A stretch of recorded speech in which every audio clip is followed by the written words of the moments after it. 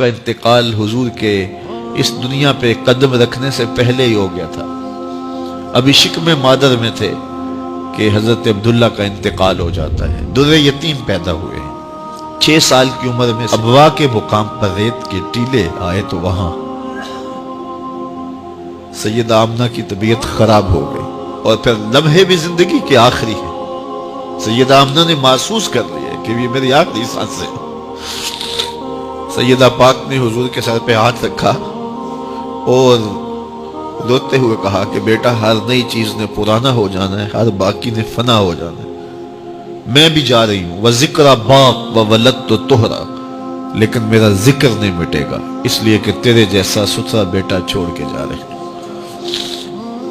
یہ آخری لفظ تھے سیدہ پاک کے کہ سیدہ آمنہ سلام اللہ علیہا کا انتقال ہو گیا. خیر حضور ماں سے لپٹ گئے. امی آپ آگے بولتی نہیں ہیں، لیکن خاموش ہو گیا تھا چمن بولتا.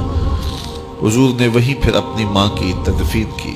تدفین کے بعد ام ایمن کے ساتھ سواری پر بیٹھ جاتے ہیں اور چمٹ جاتے ہیں ام ایمن کے ساتھ، اور وہ جا کے حضرت عبد المطلب کے سپرد کر دیتی ہیں. تو حضرت عبد المطلب حضور کو آغوش میں لے کے بڑا روئے اور ام ایمن سے کہا کہ میرے اس بیٹے کا تم نے خاص خیال رکھنا ہے. اور پھر انہوں نے اتنا خیال رکھا کہ میرے حضور فرمایا کرتے تھے ام ایمن میری ماں کے بعد میری ماں ہے.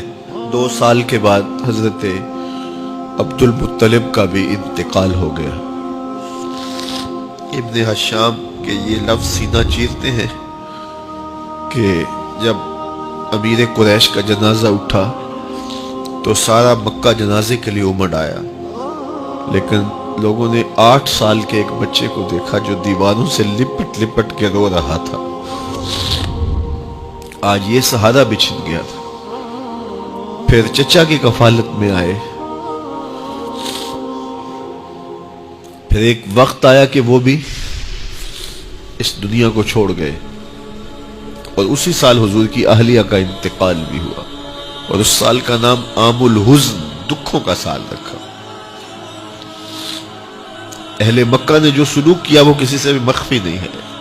پتھر مارے، گڑھے کھودے، کانٹے بچھائے، اجریاں ڈالی، اپنے گھروں کے کوڑے لا کے حضور کے گھر کے سامنے رکھ دیے.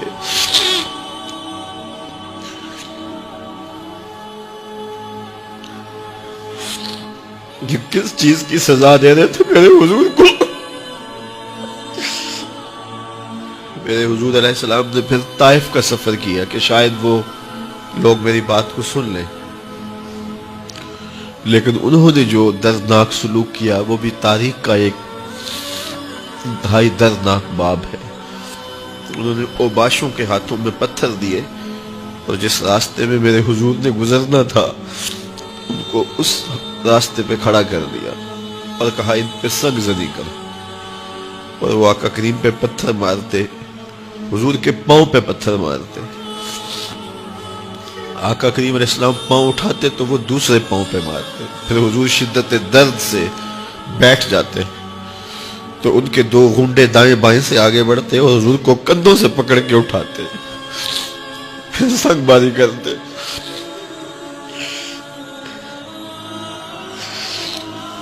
نالین حضور کے خون سے بھر گئے. عذاب کے فرشتے حضور کے پاس آئے کہ اگر آپ بد دعا بول دیں تو ابھی ہم ان پہاڑوں کو جوڑ دیتے ہیں اور یہ طائف کے لوگ پس جائیں گے. ان پہاڑوں کے درمیان آسمان سے پتھر اتریں گے، ان کے سر کچل دیے جائیں جنہوں نے آپ کو دکھ دیے. اب صحابہ جو ساتھ تھے انہیں بھی شدید آرزو تھی کہ حضور ان کے لیے بد دعا کریں، انہوں نے بڑا دکھ دیا. تو پھر حضور کے ہاتھ اٹھ گئے. صحابہ کا خیال یہ تھا کہ ابھی حضور کی زبان کھلے گی اور بد دعا کے لفظ نکلیں گے اور یہ پیس دیے جائیں گے. لیکن جب وہ لب کھلے، وہ پتلی پتلی گلے قدس کی پتیاں، وہ لبہائے دور جب کھلے تو لفظ کیا تھے؟ اے اللہ میری قوم کو ہدایت دے دے، یہ مجھے جانتی نہیں. اور کہا کہ مجھے ان کی نسلوں سے ایمان کی توقع